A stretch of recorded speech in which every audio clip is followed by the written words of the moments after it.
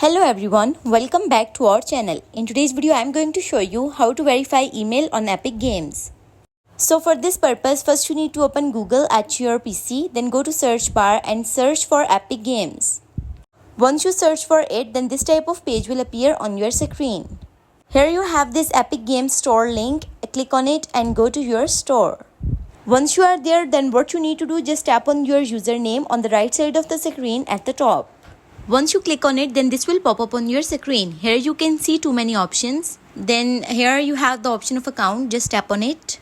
Once you click on it, then this type of page will appear. This page is known as account settings.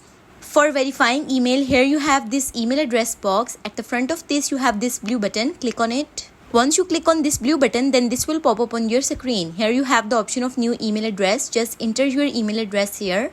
Once you enter email address, then what you need to do, just tap on this continue button. Once you click on this continue button, then Epic Games will send verification code on that Gmail which you have entered. Once you receive that code, then enter it for verifying your Gmail. So this is how you can verify Gmail in Epic Games. So that's all for today's video. Thank you so much for watching.